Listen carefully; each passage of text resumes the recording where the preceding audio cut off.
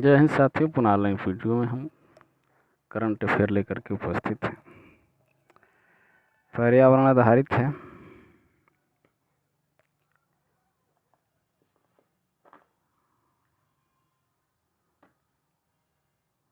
पहला एशियाई ranger forum का आयोजन कहाँ किया गया?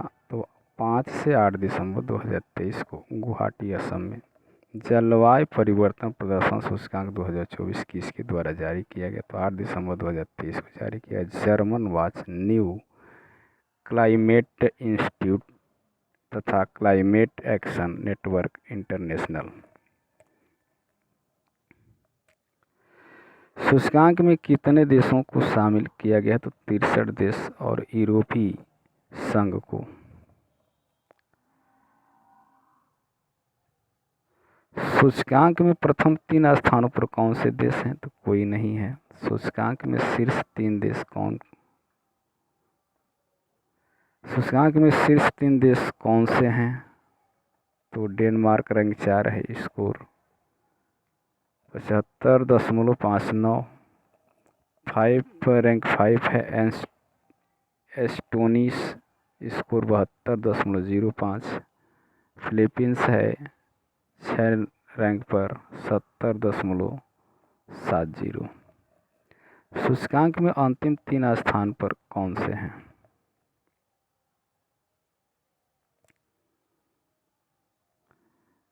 तो यहाँ है प्रथम, अंतिम 3 हैं 67, सऊदी अरब, स्कोर है 19.33। 66 है ईरान, स्कोर है 23.53। 65 रैंक है यूएसई का, स्कोर है 24.55। सूचकांक में भारत का रैंक कितना है? तो 7, स्कोर है 70.25। 2023 सूचकांक में भारत की रैंकिंग कितना थी? तो 8।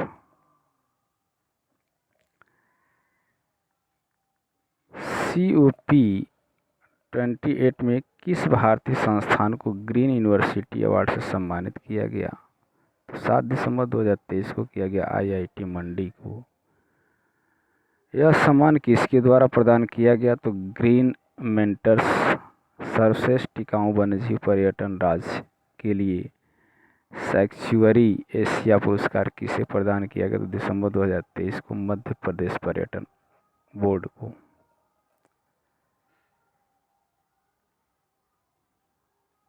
किसने ग्लोबल कूलिंग वॉच 2023 रिपोर्ट जारी किया है? तो 5 दिसंबर 2023 को संयुक्त राष्ट्र पर्यावरण कार्यक्रम UNEP रिपोर्ट के अनुसार 2022 में शीतलन संबंधी ग्रीन हाउस गैस उत्सर्जन G20 देशों कितने प्रतिशत हिस्सेदारी थी? तो 82%। रिपोर्ट अनुसार वर्तमान समय में शीतलन पर वैश्विक बिजली खपत कितना भाग खर्च हो रहा है? तो 5वां भाग 20%।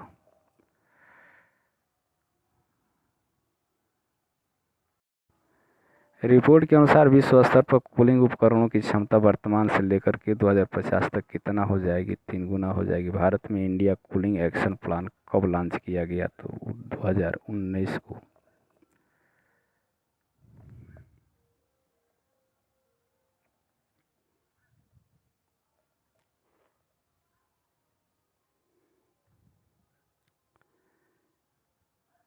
किसने संयुक्त रूप से global states of multi hazard early warning system 2023 शीर्षक से रिपोर्ट जारी की? तो संयुक्त राष्ट्र आपदा जोखिम न्यूनीकरण कार्यालय और विश्व मौसम विज्ञान संगठन। रिपोर्ट के अनुसार कितने देशों ने multi hazard early warning system स्थापित कर ली है? तो 101 देश। 101 देशों में से 101 देशों में से कितने देशों ने आपदा जोखिम न्यूनीकरण रणनीति लागू की है? तो 95 देशों ने। भारत द्वारा आपदा जोखिम न्यूनीकरण हेतु पहला एशियाई मंत्री स्तरीय सम्मेलन कब आयोजित किया गया? तो वर्ष 2016 में। छत्तीसगढ़ की कोयला खनन बेल्ट में किस विधि का उपयोग करके वृक्षारोपण किया जा रहा है? तो 6 दिसंबर 2023 को मियावाकी विधि। कौन सी कंपनी इस विधि से वृक्षारोपण कर रही है? तो साउथ ईस्टर्न कोलफील्ड्स लिमिटेड से SECL। वृक्षारोपण की इस विधि का उपयोग सबसे पहले किस देश ने किया था? तो जापान ने किया था। किस जापानी वनस्पति शास्त्री के नाम से इसका नाम रखा गया? तो Akira Miyawaki. Early warning for all पहल किसके द्वारा प्रारंभ की गई है? तो दिसंबर 2023 संयुक्त राष्ट्र के द्वारा।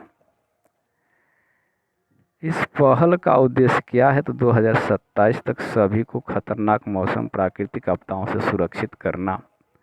यूनिसेफ ने किस देश के सहयोग से ग्रीन राइजिंग पहल लॉन्च किया है? 8 दिसंबर 2023 को भारत। यह पहल कहाँ लॉन्च की गई? तो COP 28 शिखर सम्मेलन दुबई UAE। 6वें TOFTigers world life tourism award sustainable tourism B2B trade show का आयोजन कहाँ किया गया? तो 5 दिसंबर 2023 को नई दिल्ली में।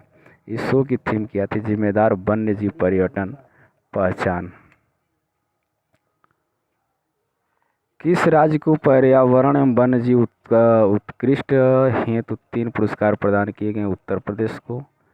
ट्रांसफॉर्मेटिव सस्टेनेबल टूरिज्म पोटेंशियल के लिए कैलाश श्रृंखला पुरस्कार किसको दिया गया? तो पीलीभीत टाइगर रिजर्व उत्तर प्रदेश को।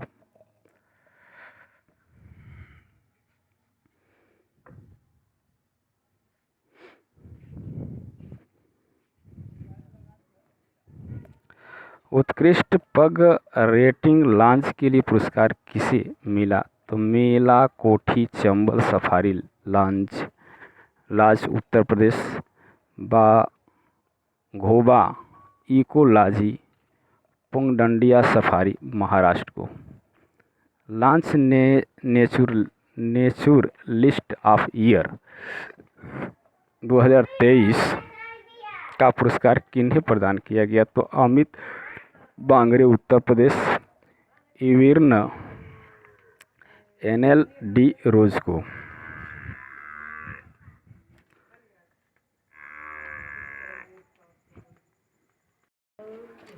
किसने डायनामिक भूजल संसाधन आकलन रिपोर्ट 2023 जारी किया गया? दिसंबर 2023 को केंद्रीय जल भू बोर्ड CGWB। रिपोर्ट के अनुसार देश भर में वार्षिक भू जल पुनर्भरण का स्तर वर्तमान में कितना है? तो 499.098 बिलियन क्यूबिक मीटर। यह वर्ष 2022 की तुलना में कितना अधिक है? तो 11.48 BCM। वार्षिक भूजल निकासी कितना है? तो 241.34 BCM। CGWB किस मंत्रालय के अधीन कार्य करता है? तो जल शक्ति मंत्रालय की। इसकी स्थापना कब हुई? तो इसकी स्थापना हुई वर्ष 1970 में। किसने NIV ऑन मीथेन शीर्षक से वर्ष 2023 में तो रिपोर्ट जारी किया? तो 1 दिसंबर 2023 को इंटरनेशनल मीथेन मिशन ऑब्जर्वेटरी यानी IMEO।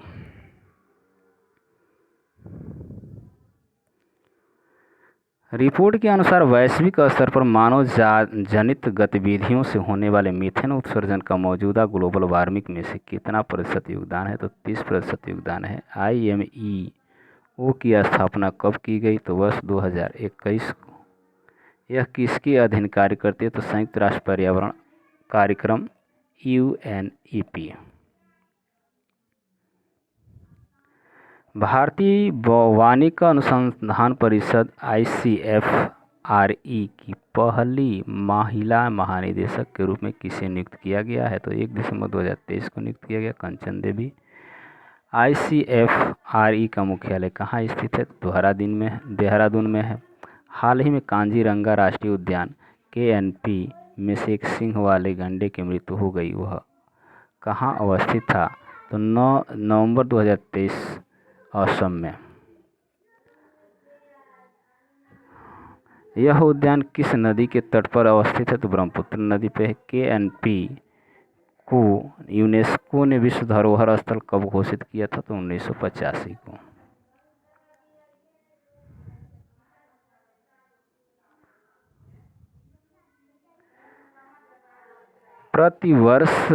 प्रतिवर्ष राष्ट्रीय प्रदूषण नियंत्रण दिवस कब मनाया जाता है? तो 2 दिसंबर को है। वर्ष 2023 इस दिवस थीम क्या थी?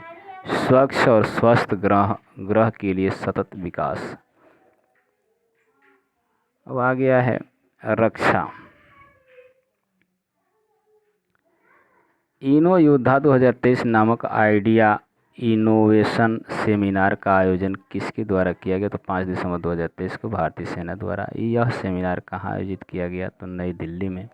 किस भारतीय नौसैन्य पोत मेडागास्कर की अंतासिरानाना पोर्ट का दौरा किया गया? तो 4 से 6 दिसंबर 2023 INS सुमेधा के द्वारा दौरा किया गया। यह किस भारतीय युद्धपोत ने जापान को योकोसुका का दौरा किया? तो 2.5 दिसंबर 2023 को INS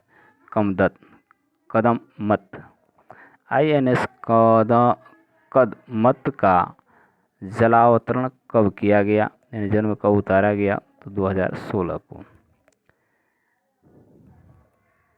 इसका निर्माण किसने किया? तो garden rich ship builders and engineering Kolkata. भारतीय नौसेना की एक युद्धपोत की कमान संभालने वाली पहली महिला अधिकारी कौन बनी? तो 2 दिसंबर 2023 को कमांडर प्रेरणार्थ देवस्थली।